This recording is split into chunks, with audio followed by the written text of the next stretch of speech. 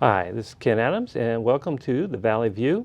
This is a special edition of the Valley View where we'll be interviewing the candidates for the City Council. And first up is Scott Bassett, and we're going to be talking, and you are in the 4th Ward. Yes. And we've had you on the show before, and we talked about the third bridge, but maybe you could kind of recap for folks what some of the prime issues are on the third bridge. Because this is something that is going to affect the budget for many years. Yeah, good. Thank you, Ken. I really enjoyed being on this program before, and I appreciate the chance as a candidate now to talk about some of the issues that are important to the campaign. And you're wanting to start on the third bridge, and I appreciate that, because that was kind of an interesting point of reference for me to make the transition between a citizen who's been tracking the third bridge issues for 2.5 years, and then a candidate who is looking to say, how does that relate to the race?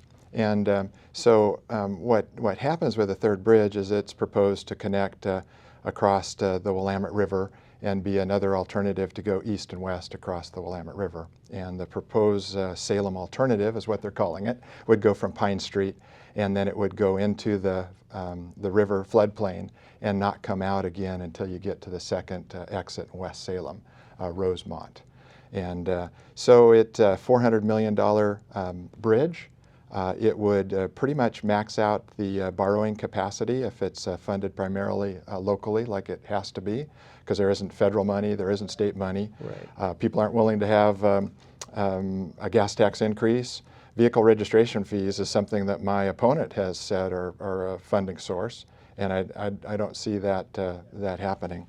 And so you come down to a property tax increase. So it'd be $1 per thousand of assessed value for every house in Marion and Polk County, all real property, and it would last for 20 years. So it'd be pretty significant burden on our economy to fund a bridge that has had almost no increase. It has had no increase in traffic in 12 years. Right, it's actually gone down a little bit, Yes. and then recovered, I guess, maybe with the economy a little. Yeah, so Polk County has a population increase of 36% over a 10-year time period. And yet traffic for 12 years has been flat. So the people who live on the other side of the river now have more options to go to the doctor's clinics. Independence, Monmouth, Dallas have their own movie theater now. And so they have the ability to get the services they need, the shopping that they need done, a lot of it now, Right. that they didn't have in the past. They have their own high school over there now. Big difference when you didn't have people crossing over for school activities and to get to school. So what's happened is we've been talking about this bridge for too long. Traffic hasn't gone up. The cost keeps going up. And we really need to just set aside the third bridge for about 10 years and take care of fixing it seismically, fixing the existing bridges to Right. withstand a major earthquake, taking care of some problems with our bridges around the hospital. We do not have true. those set up so that they can withstand a big earthquake. And so, and the biggest thing is there's a real problem for people trying to get to West Salem. I mean, I'm not sweeping it under the rug. We need to have some fixes on both sides of the river, but there's about 2 or 3 blocks on each side that need tens of millions of dollars worth of fixes, and then we don't have to spend $400 million talking about a bypass of downtown, which would really hurt downtown. And I hope we get a chance to talk about some downtown issues. Okay, and also from my view is that it would also dump a lot of traffic into West Salem, and there is already some fairly severe traffic through downtown West Salem. Yeah. So the Salem alternative is really a bad proposal. It lands a lot of traffic on Wallace Road, which is the last place we need traffic to land. Right. Wallace Road is the reason why the bridge doesn't work well in the afternoon. People are backed up from Wallace Road onto the bridge, and so even people trying to go to Independence, Monmouth, Dallas are blocked by traffic. People who are entering the Marion Street Bridge on one side, weaving all the way over to the other side to then take the Wallace Road exit. Yeah. Yes. And there are things that they are doing this summer to widen Wallace Road so it won't be as much of a bottleneck. But it's those type of alternatives to the new bridge. And if at some point in the future the community does decide we need more bridge capacity than 8 lanes, for 150 million you can add 3 lanes to the existing bridges. So you'd have 11 lanes of bridge handling capacity. For a small percent of the cost of a $400 million new bridge. Okay. Well, also, kind of as far as infrastructure goes, there's been a lot of talk about relocating the police station, and also there's, speaking of earthquake problems, there is with the current Civic Center. They're going to have to do something about that situation as well, and they're talking about $80 million, I believe it is. Yeah, that's the proposal that the City Council is considered, and they've set it aside until after the election. And it's nice that candidates get a chance to weigh in on it, because what they propose is to put a new police headquarters right next to City Hall, and the police need new facilities. Real clear that they do not have enough space, and they need them to withstand a major earthquake. You have to go back into the building as soon as the earthquake's over, and the Civic Center, the library will not be usable. And so those need to be fixed. But the location is a huge issue. If you site it as they're planning now, it would require $55,000 parking spots. And it's just, it has passed the threshold of a reasonable cost project. And community groups have identified options for about $40 million to earthquake-proof the existing civic center buildings, and then also provide other alternatives for a police station, like rehabbing another building or possibly building at another location that does not require the expensive parking. So what would you favor as far as, are the relocation efforts still kind of in the beginning stages, and so like there's no real good alternatives at this point? So they did very brief reviews of alternate locations, and I think that needs to be the focus again. They need to look at what are the available options, and then do a little bit of research on each of them, and then let's have a discussion with the community. That's a key thing about this city leadership over the last 5 years or so, is that they like to come up with a solution and then just announce it and take it to City Council. We need to ask the neighborhood associations, what do you think are the best options we should consider? And really start the discussion back at the beginning. What are the options? And really engage people in saying, what do we want to have be considered? And we have not done that. And I think a real good example of that is downtown parking. And the City Council came up with a plan to limit parking and start parking meters.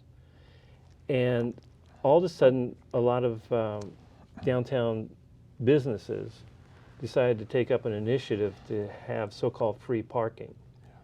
And it's really kind of, from my point of view, it's really backfired on those businesses, because now what you have, I can go down there at 8 o'clock in the morning, which I sometimes do, and most of those parking places are already filled because they didn't do anything about resident parking or employee parking. Yeah. They just took that initiative and installed it without any kind of oversight as to what kind of problems they would have.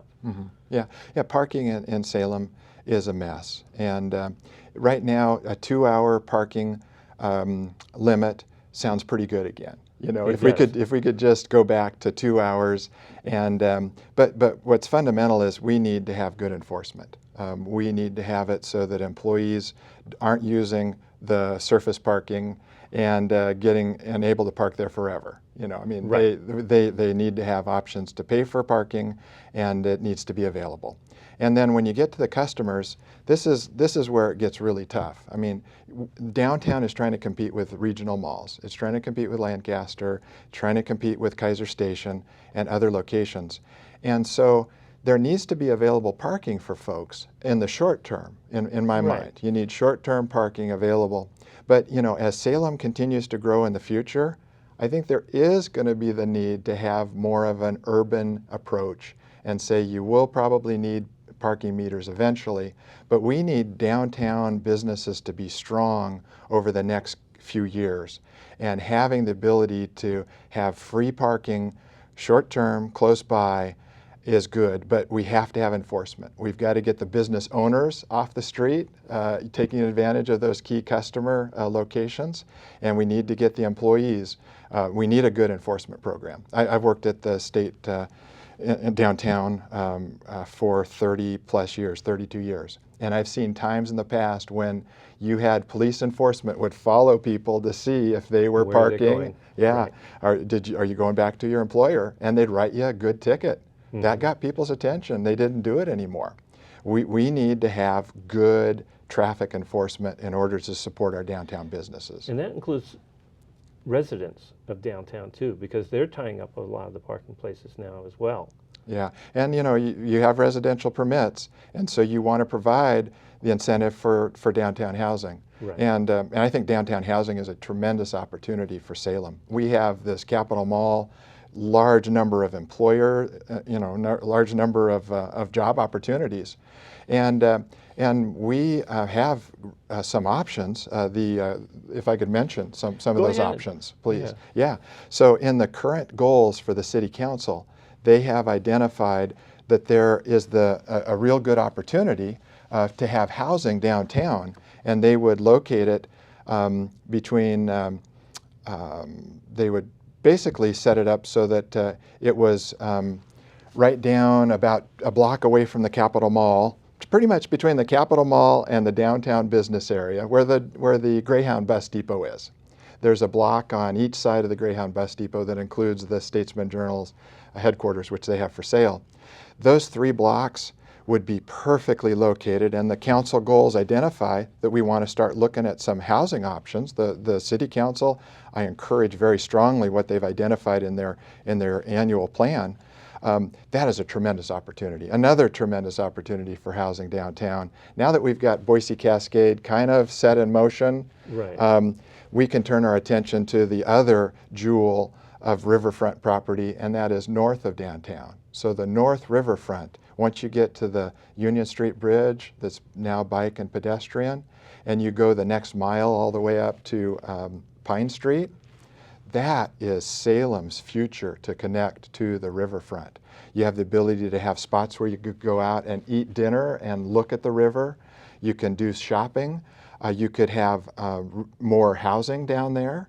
And then you could attract kind of that urban, the creative workers that we want to see in Salem.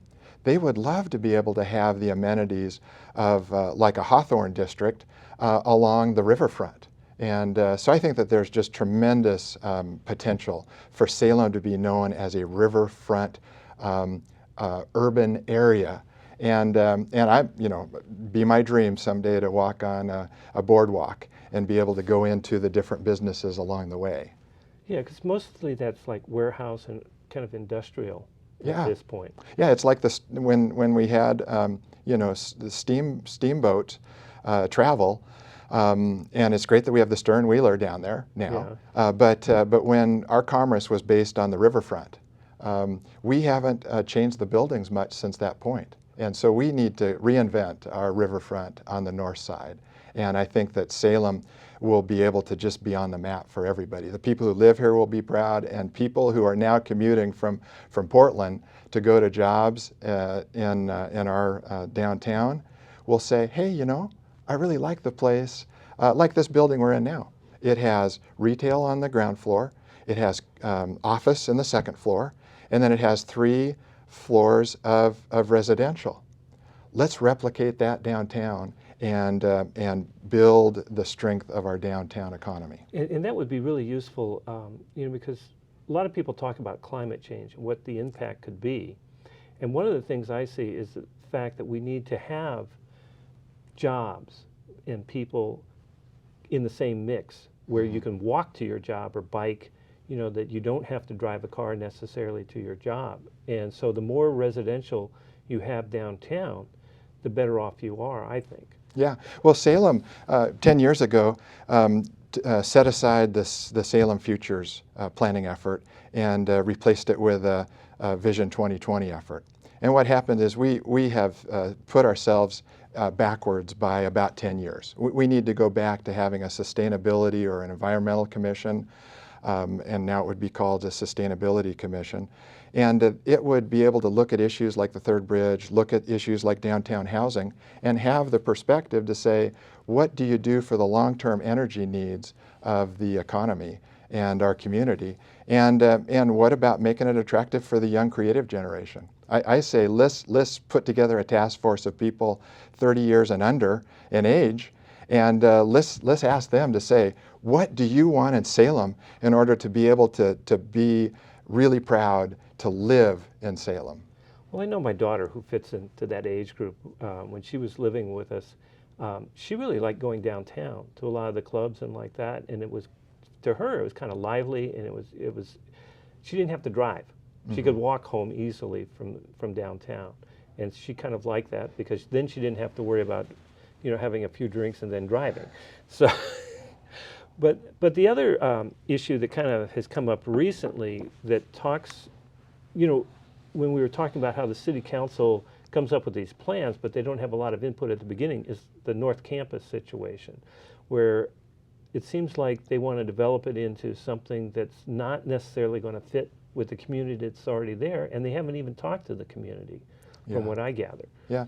Boy, Salem has had a mixed bag on taking our surplus state properties and doing something with them. And I think that there is a great opportunity for the North Campus, the hospital grounds, the former hospital grounds. My initial concern is that since this is kind of held up and we need to have the public involvement, is let's make sure that the roofs aren't leaking, the pipes aren't bursting. If this thing is going to be mothballed for a year or two, it's really sad to look at Fairview. Beautiful buildings. I wish that McMenamins had gone in and made historic hotels out of them, but now those buildings have been sitting there for so long that they are trashed. And I would very much like the city and the state to make sure that there isn't significant maintenance problems on those buildings. But it needs to be a groundswell of community ideas, and let's identify what is the best use for the North Campus. Well, I would like to see the city council step forward and engage the local community to see what they want. Yeah, and that's one thing about, in my ward, all of my voters who I hope will vote for me are south of Kubler. And the biggest issue there is about the city allowing for Kubler to have driveways off of it. It is the major east-west link. It connects so many of the neighborhoods to I-5. And there's a development that's just starting. It has just the Salem Clinic offices there now. It's 28 acres, and it is as big, I'm told, as the Woodburn factory outlet. So when you drive by Woodburn and you see that sea of parking and those outlet stores, this 28 acres is about at least equal to their first phase. And so what the city did is it got the developer to commit to widen Kubler from commercial all the way to I-5, make it 4 lanes. And then the economy had it tanked. Yeah. And then the developer was given more time. Recently, the city has come back and said, let's give you $1.5 million to make your obligations, and let's commit to build that 4th lane by 2017. Well, they're still going to let the developer have a driveway off of commercial, off of Kubler, I mean. So what happens is you have potentially some improvements to the capacity of commercial, of Kubler. There, I did it again. Yeah. And then you have the opportunity of slowing it down if you allow driveway to come off of Kubler into this new development. Be like Lancaster. Yeah, and we don't want it to even start that way. Right. So it has a parkway status. It has the same status as the Salem Parkway, only it's called a boulevard, and we need to protect it. We need to keep traffic moving on Kubler Boulevard. Okay. Well, yes, I would agree with that. One of the issues that always kind of drives me, and I get frustrated because here in Salem, we don't have public transportation on the weekends. And in fact, we have very little public transportation evenings, so that workers can get to work. And this has kind of been a big impact when they dropped the Saturday public transportation. So that people had a very difficult time getting to and from work now that worked off shifts. And also, it would help bring more people, I think, into downtown if you had, like on Saturday night, like with my daughter, she doesn't want to drive.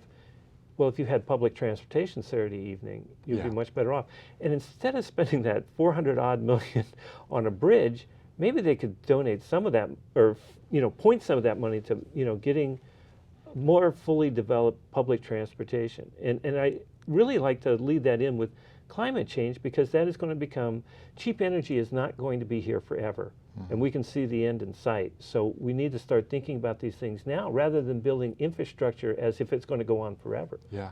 So I think that just everybody would agree that you've got to have the ability for employees to get to their jobs. And when the jobs are happening on Saturday and Sunday and you don't have bus service to get to it, everybody's going to say, let's come up with an option to do that. And even though there's different protected pots of money, the reality is what you said. When you have $400 million hanging over your head of a cost for a highway system, it competes with the goodwill of the taxpayer in order to be able to fund essential city services. So we have 2 fire stations in Salem that are closed. And revenue is a major concern. My background, I spent 20 years as a budget analyst, and I see opportunities to tighten the budget in the city and redirect some efforts and be able to protect our services. But there's also issues about how much money is pulled off for urban renewal areas and enterprise zones. Right now, the urban renewal districts take about $12 million a year right off the top of what would go into local government funding. And the city's share of it is $3.2 million a year. $3.2 million is a lot of money, and I'm not talking about ending the urban renewal districts, maybe scaling back some of the projects and being able to make an informed discussion to say, every dollar that you do not put into an urban renewal area, what could that buy you in essential city services? And so to wrap up on the buses and the transit, we it's an embarrassment. We're a capital city. Right. We don't have decent bus service, and we don't even have good sidewalk connections in so many of our communities. When I've been going door to door in South Salem, people say, I want to be able to walk 3 blocks away and not have to step off of the shoulder in order to get out of the path of cars that are going by. We need to have a priority on completing the connections so that you can get to school easier and you can get to the park easier. And that's just a really big issue, and it fits with your concerns about long-term energy issues too. And as far as sidewalks go, even downtown where they have sidewalks, they're in very poor repair when you get outside the central part of the city. Where I live, you really have to be concerned walking in the dark, because it's not, you can trip very easily. Yeah, so we just need to bump it up on the priority list. Right. And it really takes a change of leadership at the City Council. Right now, our City Council has candidates in every race, and it's very exciting. Yeah. It is great to have the opportunity. Elections. There's just the mayor, and that's the only one. But out of the 9 votes on the City Council, there's going to be 4 new players this time. And I'm just really glad that the established regional interests that I think are driving the third bridge, we don't have a local chamber of commerce. We have a regional chamber of commerce. I wish we had a local chamber of commerce. I wish it was still the Salem Chamber of Commerce. Now it's the Salem Area Chamber of Commerce. And the power for the elections have been so centralized. One of the candidates gets 99% of all of his campaign funds from 3 PACs. So the Chambers Create Jobs PAC, the Home Builders PAC, the Realtors PAC have paid about $7,000 for him to run his election. He's only raised $100 on his own, and a city councilor this week just gave him $350 or $450 extra dollars. So what you have is you have $100 worth of community money, and then you have 99% special interest money. I'm lucky in my ward, even though I'm running against somebody who's 85% funded by PACs or by PAC members, and I call his $4,000 that he put into his own campaign, I credit that to the chamber, because he was recruited to run for the position, and now he is funding his own campaign partially. But he's got about $14,000 raised so far, with about 3 weeks to go in the election, and he's 85% PAC or special interest money. I'm 85% individual taxpayers and individual residents. I have a broad base of support, and I really appreciate an opportunity on a show like this to try to get that word out. Well, that is important, because one of the recent Supreme Court decisions allows people to spend as much money as they want on campaigns. They're still limited to how much they contribute to a particular campaign. But what I see is happening is that a lot of these, like city council races, county board of supervisors, school board, are going to be flooded with more money, kind of like what you're talking about, going to certain candidates to increase the representation of the well-off. Mm-hmm. is the way I look at it. And that's what that Supreme Court decision is going to end up being. Yeah. Well, you know, it was something to actually put my name on the ballot and say, okay, I'm ready to play this game now. And I thought maybe I'd raise $1,500, and I could have enough for flyers, some lawn signs, and go door to door. Well, my opponent has raised $15,000, and I had such an outpouring of citizens backing an independent candidate that I've now raised about $6,000. So I have the ability to get the word out better than I would otherwise.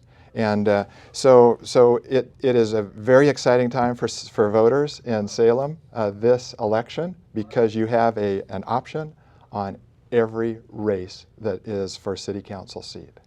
Well, that is exciting, because a lot of times since I've moved here in 2007, there hasn't been really people running against each other. Quite often, you know, like especially in my district, nobody would run against the incumbent.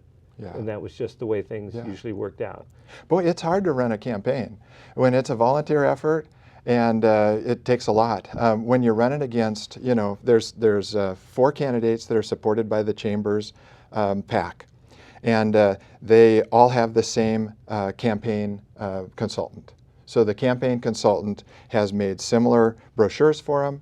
The websites are very similar. And so you're kind of running against the machine. You're running against a slate of candidates. And so in order to be able to have a good campaign, it's been important that I have a large base of volunteers in order to be able to do that. But what's happened is the consultant, Greg Astley with Astley Consulting Group, has been paid $30,000 in this current election. And over the last 6 years, his consulting firm has been paid $1.2 million to run local elections. So it's kind of overwhelming to face this media consulting machine and mount a credible campaign against it. But I think we've got some candidates who are strong, and this might turn the tide on the leadership of the City Council. Well, I'm certainly hopeful, and I would like to thank Scott for coming down and subjecting himself to this interview. But you know, it is important, and I really want to encourage folks to, you know, study the candidates and make sure you get out there and vote, because if you don't vote, you don't have a right to complain about the results. And you really need to be part of the community by educating yourself on these issues. And thanks again, Scott, for coming down. Good. Thank you so much. And come back next time, and we'll have a new candidate for City Council.